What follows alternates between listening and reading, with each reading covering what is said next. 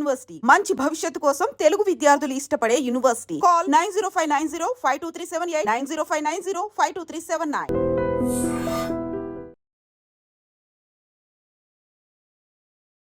అందరికీ నమస్కారం. నేను Swaroopa Potlapalli. Welcome to trending topic.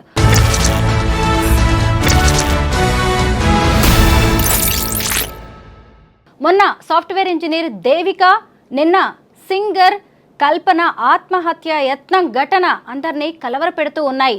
అయితే సింగర్ కల్పన ఆత్మహత్య యత్నం చేయలేదు, ఆమె ఓవర్ డోస్ స్లీపింగ్ పిల్స్ తీసుకుంది అంటూ ఆమె కూతురు మీడియా ముందుకు వచ్చి చెప్పడం అనేది జరిగింది.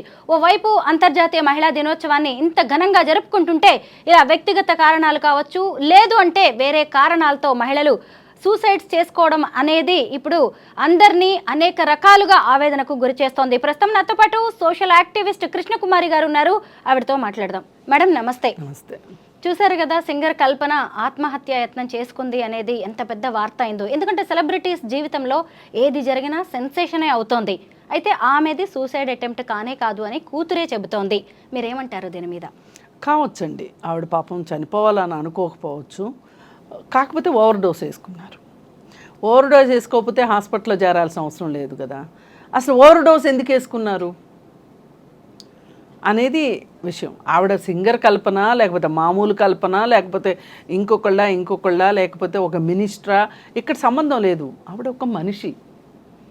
ఒక మనిషికి కష్టం రావటం మరి చూసి కొంతమంది మీడియా పీపుల్గా ఫోటోలు వేసేసి హడావుడి చేయడమా, లేదు ఆమె కష్టం ఏమై ఉండొచ్చు అని ఆమె షూస్లో కాళ్ళు పెట్టి సహానుభూతితో ఆలోచించటమా అనేది మన విచక్షణ మీద ఆధారపడి ఉంటుంది. ఇప్పుడు ఆవిడ జీవితంలో చాలా ఒడిదుడుకులు ఉన్నాయి. కల్పన ఆవిడ మంచి సింగర్, డౌటే లేదు. ఎంతటి సింగర్ అంటే బాలసుబ్రహ్మణ్యం గారే ఆమెతో కొన్ని సందర్భాల్లో పోటీ పడలేనంత, అలానే ఆయన కంటే ఈమె గొప్ప సింగర్ అని కాదు, కొన్ని సందర్భాల్లో ఆవిడతో పోటీ పడలేకపోయేవాడు. పాడతా తీగలు చూసేవాళ్ళం మనం. అలాగే కొన్ని స్టేజ్ ప్రోగ్రామ్స్, స్వరాభిషేకం ప్రోగ్రాంలో ఎక్కువగా వాళ్ళిద్దరు కాంబినేషన్ చూసాం. ఎంత పోటీ అంటే ఆ పోటీని తట్టుకోవడం అంత ఈజీ కాదు. ఇంకొక సింగర్ అయితే తట్టుకోగలిగేవాళ్ళు కాదు. చాలా ఎనర్జీ ఉంది ఆవిడ దగ్గర, చాలా ఫైటింగ్ నేచర్ ఉంది. పోరాట పటిమంటారు కదా, యుద్ధం చేసేవాళ్ళనే పోరాటం చేస్తారన్నట్టు. ఏ పని చేసేవాళ్ళు ప్రాణాపాయం అంటే ప్రాణం కంటే ఎక్కువ అన్నట్లు చేసేవాళ్ళు ఎవరైనా పోరాట పటిమ ఉన్నట్లు లెక్క. ఆవిడకి ఆ పోరాట పటిమ ఉంది. పైగా ఆవిడ జీవితంలో చాలా ఒడిదుడుకులు ఉన్నాయి. ఇది ఎంతమందికి ఎంతో తెలుసో తెలియదు కానీ ఒడిదుడుకులు ఉన్నమాట వాస్తవం. ఆవిడ బ్యాలెన్స్ చేసుకోలేక ఆవిడ ఒక రకంగా ఆధ్యాత్మికంలో కూడా వెళ్ళిపోయింది. మతం కూడా మారింది. మతం కూడా మారటమే కాకుండా మత ప్రచారకురాలుగా కూడా మారిపోయింది. ఆవిడ ఇంటర్వ్యూస్ అయ్యి వస్తూ ఉంటాయి. ఆవిడ క్రిస్టియానిటీలోకి మారింది. అంటే ఎంత ఎవ్వరు కూడా సరదాకి మతం మారరండి, ఇది మట్టుకు వాస్తవం. మతం మార్చారు, మత మార్పిళ్ళు అవుతున్నాయి అని గొగ్గోలు పెడతారు కానీ మతం ఎవ్వరూ సరదాకి మారరు. వాళ్ళ పరిస్థితులు, డబ్బులున్న వాళ్ళు కావచ్చు, డబ్బులు లేని వాళ్ళు కావచ్చు, వాళ్ళకి ఎక్కడో ఒక స్వాంతన లభించాలి మతం ద్వారా ప్రతి మనిషికి. ఆ స్వాంతన లభించినప్పుడు మతం మారతారు. ఆ మారాలి అనుకున్నప్పుడు వాళ్ళని ఇన్ఫ్లుయెన్స్ చేసే వాళ్ళని బట్టి ఏ మతంలోకి మారతారనేది మారతారు. అయితే ఆవిడ క్రిస్టియన్ మతంలోకి మారటమే కాకుండా చాలా ఇంటర్వ్యూలు ఇస్తూ ఉండేది. అయితే నాకు అనిపించేది ఏదో ఉంది జీవితంలో, ఆమెకి తట్టుకోలేని బాధలు ఏవో ఉన్నాయి, అందుకే ఆవిడ మతం మారింది అంటే ఒక వెతుకులాట కదా మతం మారటం అంటే. అసలు దేవుణ్ణి అతిగా ఇష్టపడటం అంటేనే ఒక వెతుకులాట. ప్రశాంతత కోసమో, కోరికలు తీర్చుకోవడం కోసం ఇంకోటో. అలాంటిది తను పుట్టిన మతం కాకుండా వేరే మతంలోకి మారింది అంటే తనకి ఎన్ని కష్టాలు ఉన్నాయో మనం అంటే తను హ్యాండిల్ చేయలేని కష్టాలు అవి ఏంటి అంటే మీరు నేను చెప్పాల్సిన అవసరం లేదు. అసలు మనం ఆ విషయంగా ప్రతి ఇంట్లోనే ఏదో ఒకటి ఉంటుంది. సీత కష్టాలు సీతయి, పీత కష్టాలు పీతయి. మరి ఆవిడ అక్కడి నుంచి మళ్ళీ అసలు మధ్యలో అసలు ఆమె మొత్తం ఈ సంగీత ప్రపంచానికి కూడా దూరంగా వెళ్ళిన తర్వాత మళ్ళీ సంగీత ప్రపంచంలోకి వచ్చారు. వచ్చిన తర్వాత ఇప్పుడు వాళ్ళ అమ్మాయి వచ్చి కేరళ నుంచి వచ్చి వాళ్ళ అమ్మాయి చెప్తుంది ఏంటి అంటే, ఆత్మహత్యాయత్నం కాదు ఇది, మా అమ్మకి నాకు కాస్త నన్ను ఆమె హైదరాబాద్ రమ్మంటుంది, నేను రాను అంటున్నాను, ఆ రిఫ్ట్ నడుస్తూ ఉంది, ఆ సందర్భంలో తను ఓవర్ డోస్ వేసుకుంది అని అన్నది అని అమ్మాయి చెప్పింది. సరే, ఇప్పుడు ఆత్మహత్యాయత్నం చేసిన దానికి ఒత్తిడిని తట్టుకోలేక ఇలాంటి పరిస్థితి రావటానికి చాలా దూరం ఉందని అయితే నేను అనుకోను. ఇంకో 2 ఎక్కువ వేసుకున్నారనుకోండి, వేసుకోకూడదు అసలు. ఒత్తిడిని అధిగమించడానికి ట్యాబ్లెట్ల మీద ఆధారపడటమే రాకూడదు ఒక మనిషికి, అదే వచ్చింది. అందుకోసం ఏంటి అంటే, ఇప్పుడు బయట వ్యక్తులుగా మనం మాట్లాడే కన్నా ఇంట్లో వ్యక్తులు ఆవిడకి అసలు ఆవిడ మనోభావాలు ఏంటి, ఆమె ఎందుకు అంత కష్టపెట్టుకుంది, అంత బాధపడింది, ఇప్పుడు ఆవిడ బాధ్యతలు ఆవిడ ఎంతో కొంత నెరవేరిస్తేనే వీళ్ళు 19 ఏళ్ల దాకానో 20 ఏళ్ల దాకానో వచ్చారు. మరి ఆ వయసుకి వాళ్ళు వచ్చిన తర్వాత వాళ్ళేమి, పిల్లలకు కూడా రెస్పాన్సిబిలిటీస్ ఉంటాయి, కేవలం రైట్సే కాదు, ప్రివిలేజెసే కాదు, రెస్పాన్సిబిలిటీస్ కూడా ఉంటాయి. మరి ఆమె రెస్పాన్సిబిలిటీగా ఫీల్ అయ్యి ఆ అమ్మాయి మరి కల్పన గారికి ఆ మాత్రం ఒక స్నేహ హస్తాన్ని, ఒక ప్రేమ హస్తాన్ని అందిస్తే కనుక ఆవిడ ఇంకా త్వరగా కోలుకోవాలని మనం అందరం కోరుకుందాం. ఏదైనా పరిస్థితుల్ని ఎదుర్కోలేక ఆ ట్యాబ్లెట్లను ఆశ్రయించే అవసరం కూడా రాకూడదు, ఎవరికైనా రాకూడదు ఆ కష్టం అని నేను కోరుకుంటున్నాను. దానికి వేరే మార్గాలు ఉన్నాయి, ఒత్తిడిని అధిగమించడానికి మార్గాలు ఉన్నాయి. ఆ మార్గాల్ని ఎన్నుకోకుండా ఈ మార్గంలోకి వెళ్ళడం. ఇప్పుడు ఆయన ఫోన్ చేశాడు, ఈవిడ ఫోన్ ఎత్తలేదు, ఆయన ఎవరికో ఫోన్ చేశారు అపార్ట్మెంట్ వాళ్ళకి, వాళ్ళు తలుపు బద్దలు కొట్టారు, ఇది గనక ఇంకా లేట్ అయిందనుకోండి, ఏంటి మరి పరిస్థితి? అందుకే మనం 1కి 10 సార్లు ఒక్కసారి మన ప్రాణానికి ఏమన్నా అయ్యింది అంటే కనుక ఏముండదు, ఇంకా మాట్లాడుకోవడానికి ఏముండదు. అందుకే ఆ పరిస్థితి వద్దు అని నేను కోరుకుంటున్నా. ఎవరైనా సరే మీరు ఒత్తిడిని అధిగమించటానికి వేరే మార్గాలు ఏమున్నాయో, మీరు ఎప్పుడైనా సమస్య ఉంది అంటే సమస్య పక్కన పరిష్కారం అనేది ఉంటుంది. దాన్ని మనం వెతకటంలోనే మనకి ఆ వెతకలాటికి ఓపిక లేదు. అక్కడ ఆ ఓపిక తెచ్చుకోవాలి అంటాను. లేదు అనుకుంటే పక్కన ఉన్న వాళ్ళు ఆ ఓపికని వాళ్ళకి ఇవ్వాలని నేను కోరుకుంటున్నాను.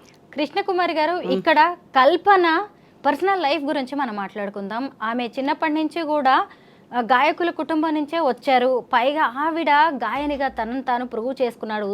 తెలుగు, తమిళ్, మలయాళం, కన్నడ భాషల్లో 1500కు పైగా పాటలు పాడారు. 3000కు పైగా షోస్ చేశారు. ఆమె ఎంతో కాంపిటీషన్ ఉండే ఈ మ్యూజిక్ వరల్డ్లో ఆమె తనను తాను నిరూపించుకున్నారు.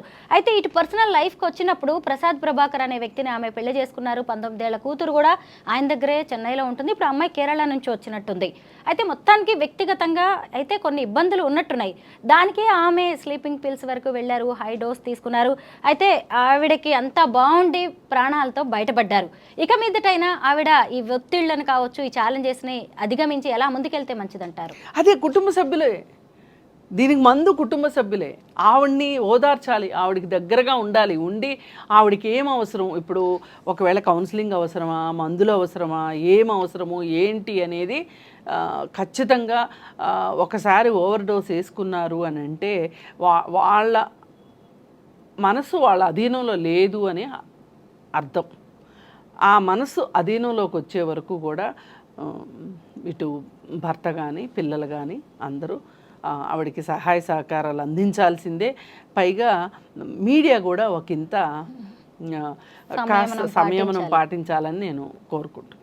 నిజమే, ఎందుకంటే ఆత్మహత్యాయత్నం అన్నారు. సరే, అది నిజమే కావచ్చేమో, కానీ ఇప్పుడు బయటకు వచ్చిన తర్వాత కూతురు ఏం చెప్తుందో విన్నాం కదా. అవును, ఇంకైతే మానేయాలి. పైగా ఇంకొకటి, మీడియాకి తెలియాల్సింది ఏంటి అంటే, తెలియక కాదు తెలిసే చేస్తుంది. కొన్ని మీడియా నామ్స్ ఎథిక్స్ ఇవి ఉంటాయి. ఆ ఎథిక్స్ ఫాలో అవ్వకుండా ఫోటోలు ఎడాపెడా ఎక్కడ నెట్లో ఎక్కడ చూసినా ఫోటోలు దొరుకుతాయి, అవి తీసుకొచ్చేసేసి వేసేయడం అనే దాని మీద ఇప్పుడు ఇవాళ ఫేస్బుక్లో చాలామంది అభ్యంతరం తెలియజేశారు.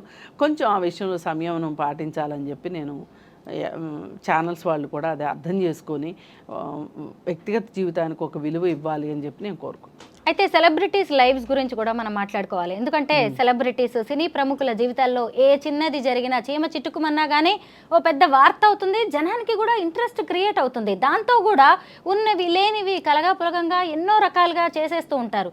అయితే ఇలా ఇప్పుడు కల్పన గారికే కాదు, చాలామంది వ్యక్తిగత జీవితంలో ఎన్నో కష్టాలు ఉన్నాయి, ఒడిదుడుకులు ఉన్నాయి, సమస్యలు, సవాళ్ళు ఉన్నాయి. చాలామంది ఇలాగ ఆత్మహత్య లాంటి ఆలోచనలు చేస్తూనే ఉంటారు. వాళ్ళకి ఏం చెప్తారు? ఎవరికైనా ఒకటండి, సినిమా ప్రపంచము మామూలు ప్రపంచము, వాళ్ళు మనుషులే, మనము మనుషులమే. కాకపోతే ఏంటంటే వాళ్ళు ఒక రంగుల ప్రపంచానికి ఎక్స్పోజ్ అవుతారు. వాళ్ళకి చాలామంది ఏం చేస్తారు అంటే వాళ్ళకి నీరాజనాలు పలుకుతూ ఉంటారు. దానికి వాళ్ళు అలవాటైపోతారు. ఇది ఒక ఎడిక్షన్ ఒక రకంగా. ఈ ఎడిక్ట్ అయినప్పుడు ఏం జరుగుతుంది అంటే అది ఏదైనా కాస్త తగ్గింది, మోతాదు తగ్గింది అంటే వాళ్ళలో ఒక రకమైన ఒక ఇన్సెక్యూరిటీ వచ్చేస్తుంది, ఒక ఇన్ఫీరియారిటీ కాంప్లెక్స్ పెరిగిపోతుంది. ఇన్ఫీరియారిటీ కాంప్లెక్స్, ఇన్సెక్యూరిటీ రెండు సిస్టర్స్ అన్నమాట, కవల పిల్లలు అనమాట. ఇన్సెక్యూరిటీ ఉంటే ఇన్ఫీరియారిటీ వస్తుంది, ఇన్ఫీరియారిటీ ఉంటే ఇన్సెక్యూరిటీ వస్తుంది. దీనివల్ల ఏం జరుగుతుందంటే వాళ్ళు ఈ ఒత్తిడిని తట్టుకోవటానికి, అంటే ఒడిదుడుకులు, వాళ్ళ జీవితంలో ఉండే సెలబ్రిటీ జీవితాల్లో వచ్చే ఒడిదుడుకుల్ని వాళ్ళు తట్టుకోలేరు. సక్సెస్ని, అలాగే గ్లామర్ని, రియల్ లైఫ్ని, మూడింటిని వాళ్ళు బ్యాలెన్స్ చేసుకోలేరు. ఎవరైతే బ్యాలెన్స్ చేసుకుంటారో వాళ్ళు తొణకరు బెణకరు. ఇప్పుడు అమితాబ్ బచ్చన్ లాంటి వాళ్ళు ఉన్నారు, వాళ్ళు బెదర్రు. అలాగే పాత హీరోలు ఉన్నారు, నాగేశ్వరరావు గారు, రామారావు గారు, ఇట్లాంటి వాళ్ళు ఎక్కడ ఒక సినిమా పోయినా, కృష్ణ గారికి అల్లూరి సీతారామరాజు తర్వాత 17 ఫ్లాప్లు వచ్చినాయి. 17, 1 కాదు 2 కాదు. ఎట్లా నిలబడ్డారండి తట్టుకుని? ఇప్పుడు వాళ్ళు నిలబడలేకపోతున్నారు. అసలు లాంగ్ కెరీర్ ఉండట్లా ఇప్పుడు వాళ్ళకి. పోరాటం పోరాటం పోరాటం, ఫైటింగ్ ఫైటింగ్. ఈ దీంట్లో ఏమైపోతున్నారంటే వీళ్ళు ఒత్తిడిని అధిగమించడానికి కొంతమంది మద్యపానము, కొంతమంది డ్రగ్స్, కొంతమంది ఏవేవో వ్యాపారాల్లోకి వెళ్ళిపోవటము, అంటే పోయిన చోట వెతుక్కోవాలన్నట్లు, ఇలాంటివన్నీ చేసి చేసి చేసి వాళ్ళు అలసిపోతున్నారు ఒక రకంగా. ఇలా అలసిపోయి ఎక్కడో చోట దొరికిపోతున్నారు వాళ్ళు. ఇప్పుడు పలానా వాళ్ళని పలానా పబ్లో అల్లరి చిల్లరగా చేయటం గురించి ఒక వార్త, పలానా వాళ్ళు గోవాలో డ్రగ్స్ తీసుకుంటూ పట్టుపడ్డారు, లేదు అంటే పలానా వాళ్ళ కారులో డ్రగ్స్ దొరికినాయి. ఇవన్నీ వార్తలు ఇవాళ. ఏంటి ఈ వార్తలకు బేస్ ఏంటి అంటే, అసలు వీళ్ళు ఇలా అవదాలను వచ్చారా ఇక్కడికి? నటిద్దామని వచ్చారు, ఒక గ్లామర్ ఫీల్డ్లోకి గ్లామర్గా ఎదిగిపోవాలని వచ్చారు.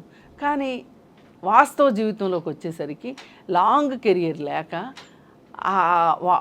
ఒక ఖర్చులకి, ఒక దీనికి అలవాటు పడిపోతారు వాళ్ళు. ఒక మేకప్కి వీటికి అలవాటు పడిపోతారు, ఒక లైఫ్ స్టైల్కి అలవాటు పడతారు. ఆ లైఫ్ స్టైలు సినిమాలు ఉన్నంతసేపు లైఫ్ స్టైల్ ఉంటుంది. ఆ సినిమాలు ఉన్నప్పుడు వచ్చిన డబ్బుని జాగ్రత్త చేసుకునే వాళ్ళకి ఈ లైఫ్ స్టైల్ని సస్టైన్ చేయగలుగుతారు. ఎవరైతే ఆ డబ్బుని జాగ్రత్త చేసుకోరో వాళ్ళు వాళ్ళ లైఫ్ స్టైల్ని జాగ్రత్త చేసుకోలేరు. మొన్న చంద్రమోహన్ గారి ఇంటర్వ్యూ చూశాను, పాతదే. చాలామంది ఫెయిల్ అయ్యారు, పెద్ద పెద్ద ఆర్టిస్టులు. ఎస్వి రంగారావు గారి దగ్గర నుంచి, రేలం గారి దగ్గర నుంచి, రాజనాల్ గారి దగ్గర నుంచి వాళ్ళు పిల్లల్ని పెంచే విషయంలో ఫెయిల్ అయ్యారు. వీళ్ళు ఇబ్బడముబ్బడిగా సంపాదించారు, కానీ ఫ్యామిలీ లైఫ్ని బ్యాలెన్స్ చేసుకునే విషయంలో వాళ్ళు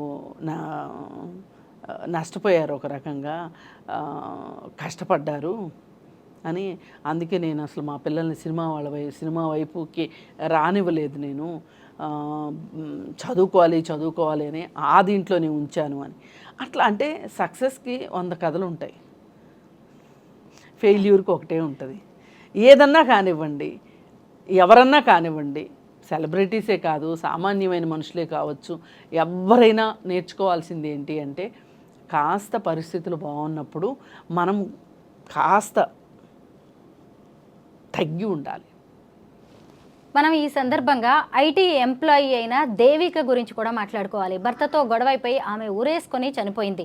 అంటే వాళ్ళిద్దరికీ మధ్య గొడవ జరగడం వల్ల ఇద్దరు కూడా ఆమె ఒంటి మీద కొన్ని కమిలిన గాయాలున్నాయి.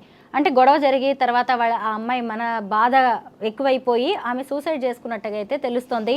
అయితే అత్తింటి ఆరళ్ళు కావచ్చు, లేదంటే వరకట్న వేధింపులు కావచ్చు, అంత చదువుకొని ప్రేమించి పెళ్లి చేసుకొని 6 నెలలు కూడా కాలేదు. అలాంటిది దేవిక ఆత్మహత్య చేసుకోవడం అనే దాన్ని మనం ఎలా చూడాలి? అసలు వాళ్ళ పరిచయమే 6 నెలలు, పెళ్ళై 3 నెలలే. ఆగస్టులో పెళ్ళయింది, ఆగస్టులో 6 నెలలు దాటిపోయింది. అయితే ఇక్కడ చూడాల్సింది ఏంటంటే ఆమెకి అతను కరెక్ట్ మ్యాచ్ కాదు నిజానికి. అంటే correct match in the sense చదువులోనో డబ్బులోనో కాదు. ఆమెకి ఏమైతే ఒక ఆశని కల్పించాడో అతను, మనం హ్యాపీగా ఉంటాము, హ్యాపీగా ఉండటమే మన లక్ష్యం, నేను నిన్ను బాగా చూసుకుంటాను, గుండెల్లో పెట్టుకుని చూసుకుంటాను, ఏవేవో కథలు చెప్పాడు. చెప్తే నిజమని నమ్మింది, పెళ్లి చేసుకుంది.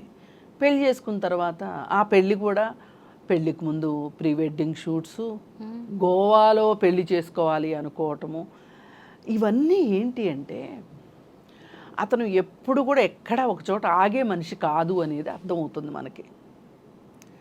అంటే అతను వినూత్నంగా ఆలోచిస్తున్నాడు.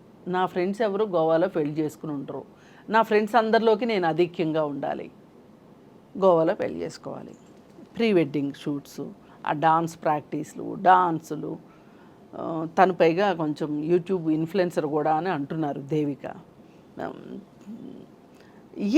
ఏం చేసినా ఏదైనా సరే మనకి కొంచెము సమపాళ్ళలో ఉండాలి.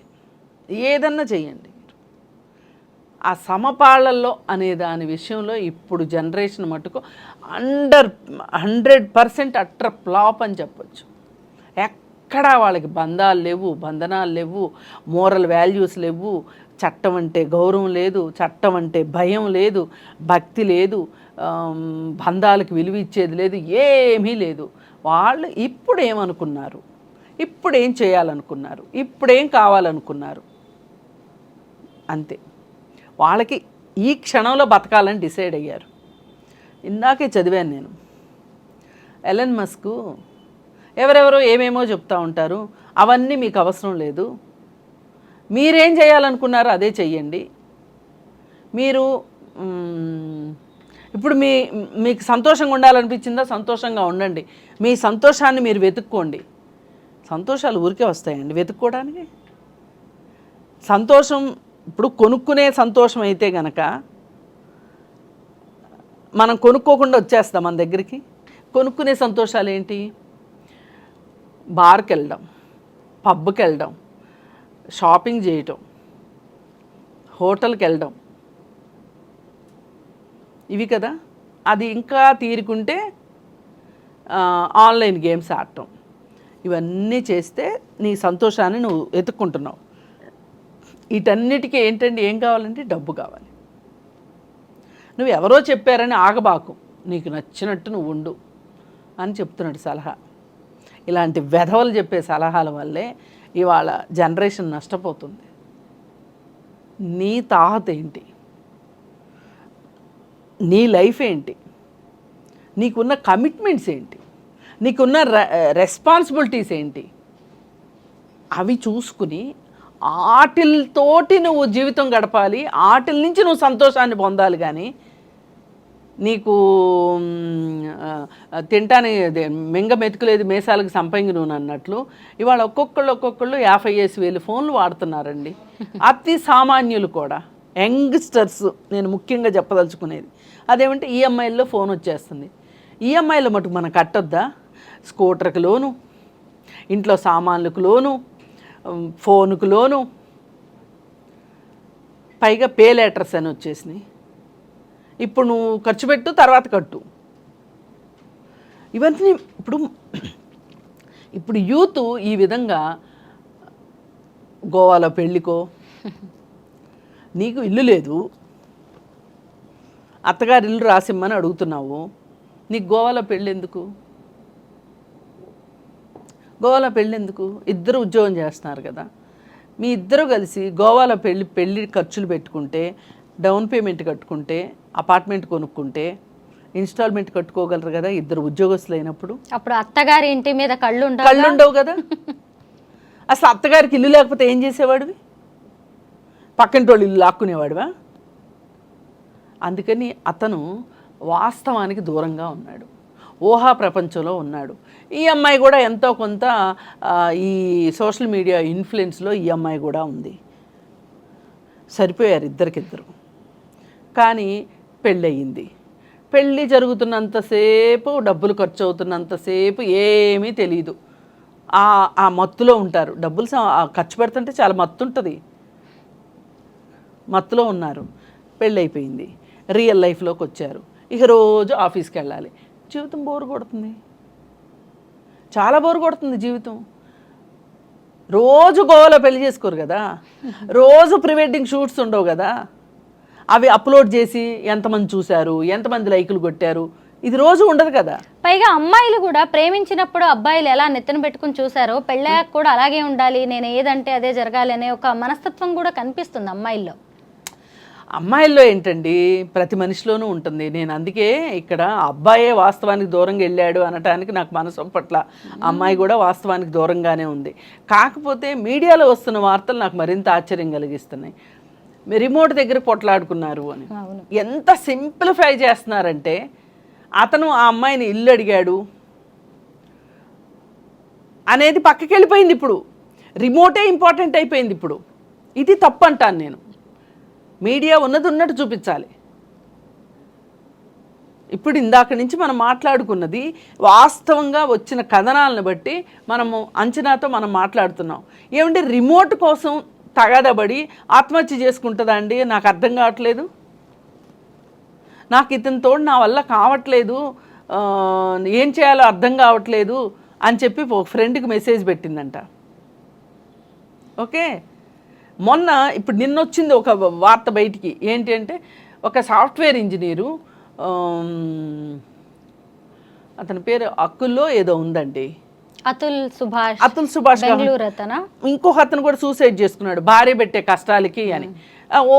వెంటనే హడావుడి చేశారు. అసలు మగవాళ్ళ హక్కులు అని అదని ఇదని హడావుడి చేశారు. తీరా చూస్తే తేలింది ఏంటి అంటే, ఈ అమ్మాయి, ఈ చనిపోయిన అతని భార్య చనిపోయిన అతని సిస్టర్కి మెసేజ్లు పెట్టింది. వాళ్ళ తండ్రికి బాగలేకపోతే పుట్టింటికి వెళ్ళిందంట. వీడు ఫుల్గా తాగేసి వీడియో కాల్ చేసి, నేను ఒక కుర్చీలో కూర్చొని నేను ఊరేసుకోబోతున్నానని ఈ అమ్మాయిని బెదిరిస్తున్నాడంట. బెదిరిస్తుంటే అందుకు ఆ అమ్మాయి ఆడబడుచుకి చాటింగ్ చేసింది. లేకపోతే అసలు ఈ విషయం బయటకు వచ్చేదే కాదు. నువ్వేం వర్రీ కాకు, వాడు అలాగే బెదిరిస్తాడులే, నువ్వు నిద్రపో, నువ్వు పడుకో. ఈ అమ్మాయి ఏమడుగుతుంది, కొంచెం నువ్వు ఫోన్ చేసి ఇలా అతను చాలా డ్రంకన్ స్టేజ్లో ఉన్నాడు అది ఇదని ఈ అమ్మాయి చెప్తుంది. ఏం చేసుకుంటాడో నాకు భయం వేస్తుంది, చాలా ఇంపల్సివ్గా ఉన్నాడు, ఏం డ్రాస్టిక్ స్టెప్ తీసుకుంటాడో అని భయంగా ఉంది నాకు అని. అంటే ఏం చేయలే అంటే వాళ్ళకి అలవాటు, ఇతని ప్రవర్తన వాళ్ళకి బాగానే తెలుసు అనమాట. అందుకని వాళ్ళు చాలా సింపుల్గా తీసిపారేస్తుంది ఆ అమ్మాయి, అతని చెల్లెలు. ఈ అమ్మాయి మటుకు మౌనిక అనుకుంటా, ఈ అమ్మాయి ఏమో మెసేజ్ల మీద మెసేజ్లు పెడుతుంది. నువ్వు ఇవన్నీ పక్కన పెట్టేసేసి ఫోను సైలెంట్లో పెట్టి పడుకో అని చెప్తుంది. ఇప్పుడు ఇది బయటకు వచ్చింది కాబట్టి సరిపోయింది. ఇప్పటిదాకా ఏమి రాసిందండి మీడియా, ఏమి రాసిందండి? అతను ఒక నోట్ పెట్టాడు, నా భార్య రాచి రంపాన పెడుతుంది, నా భార్య వల్లనే నేను సూసైడ్ చేసుకుంటున్నాను అని చెప్పి అతను. ఇప్పుడు ఏంటి అంటే, ఇప్పుడు అర్జెంటుగా వాళ్ళ నాన్న వదిలిపెట్టేసేసి ఇక్కడికి రావాలి, అది అతని ఉద్దేశం. అంటే తండ్రి దగ్గరికి వెళ్ళడానికి లేదు ఆ అమ్మాయికి. అసలు ఇట్లా మహిళలని సమస్యల గురించి ఇంత ఎద్దేవగా చేయడము అంటే, వాళ్ళ కష్టాన్ని అసలు కనీసం విలువ ఇవ్వకపోవటం వాళ్ళ కష్టానికి చేస్తున్నారు. ఇది మీడియా రోలు. దీన్ని చూసేవాళ్ళు కూడా ఇది నిజమే, ఇదే నిజం అని అనుకుంటున్నారు. ఇప్పుడు మనం కల్పన గురించి మాట్లాడుకున్న అదే, ఇదైనా అదే, ఏదైనా అదే. ఇక చివరికి ఇప్పుడు తల్లికి కూడా అడిగింది వెళ్ళి, ఏమ్మా ఇల్లు అంట రాసిమ్మంటున్నాడు మీ అల్లుడు అని అంటే ఆమె ఒకే మాట ఏడుస్తుంది. అసలు ఇట్లా జరుగుతుంది అంటే నేను రాసి ఇచ్చేదాన్ని, నేను ఎక్కడికన్నా పోయి ఎలాగోలా నేను బతికేదాన్ని, పాపం ఆవిడకి ఆ ఇల్లే ఆధారంగా ఉంచు. ఎంత బాధాకరమైన విషయం అండి. అసలు ఇప్పుడు ఈ అమ్మాయి సరే ఇవన్నీ కాదు, వీడి బుద్ధి ఏంటో బయటపడిపోయింది, వీడి ముందు బతకటం కష్టం అనిపించింది, 20 లక్షల ప్యాకేజ్ తోటి ఉద్యోగం చేస్తుంది ఆ అమ్మాయి, సొంత ఇల్లుంది, తల్లి ఉంది, వెళ్ళిపోయి తల్లి ఇంట్లో ఉండి ఉద్యోగం చేసుకుంటూ చేయొచ్చు కదా. ఇప్పుడు మీరు ప్రీ వెడ్డింగ్ షూట్స్కి పెట్టే ఖర్చు మనం ఇంతకుముందు కూడా ఒకసారి మాట్లాడుకున్నాం. ప్రీ మ్యారిటల్ కౌన్సిలింగ్కి మీరు ఎందుకు వెళ్ళరు? లేదు గొడవలు వస్తున్నాయి, మ్యారేజ్ తర్వాత కౌన్సిలింగ్కి అయినా వెళ్ళొచ్చు కదా. అంటే మనకి పరిష్కారాలు ఉన్నా కానీ చూడలేనంత తెలుగు తక్కువలో ఉన్నాం. ఇప్పుడు 20 లక్షల ప్యాకేజీలో ఉన్న అమ్మాయి అంటే 20 లక్షలు ఊరికే ఇవ్వరు, 40 లక్షలు పని చేయించుకుని 20 లక్షలు జీతం ఇస్తారు. అంటే ఆ అమ్మాయి బాగా క్యాపబుల్, కెపాసిటీ ఉన్న అమ్మాయి. ఇలా సొంత జీవితంలో కష్టాలు వచ్చినప్పుడు మామూలు ఒక చదువు సంధ్య లేని వాళ్ళు లేకపోతే తెలివి తక్కువ వాళ్ళు చేసినట్లుగా ఈ నిర్ణయం తీసుకోవటం నిజంగా అది ఆత్మహత్య అయితే గనక అసలు ఇవాళ యువత త్రిశంకు స్వర్గంలో ఉన్నారని చెప్పొచ్చు. ఒకవేళ హత్య అనుకోండి, వాళ్ళ మట్టు కఠినంగా శిక్షించాలి. ఆడవాళ్ళు అంతరిక్షంలోకి కూడా వెళ్తున్నారు. సునీత విలియమ్స్ లాంటి వాళ్ళు 8 నెలలు అవుతోంది అంతరిక్షంలోకి వెళ్ళి. ఇటు సింగర్ కల్పన కావచ్చు, ఇంకొక వైపు ఐటీ ఎంప్లాయీ దేవిక కావచ్చు, వీళ్ళు కూడా సమాజాన్ని ఇన్ఫ్లుయెన్స్ చేయగలిగిన వ్యక్తులే. వాళ్ళ సమస్యలకి పరిష్కారాలు వాళ్ళ కళ్ళెత్తిటే ఉన్నాయి. అయినా సరే పరిష్కారాలు అవసరం లేదు, ఈ జీవితాన్ని ఈ తనువును చాలిస్తే చాలు అనుకున్నారు. మనం ఇప్పుడు అంతర్జాతీయ మహిళా దినోత్సవాన్ని ఘనంగా జరుపుకుంటున్నాం. కనీసం ఈ ఏడాది నుంచైనా అటు మగవాళ్ళు కావచ్చు, ఇటు ఆడవాళ్ల మనస్తత్వాల్లో మార్పు రావాల్సిన అవసరం చాలా కనిపిస్తుంది. థ్యాంక్ యూ సో మచ్ అండి. Thank you.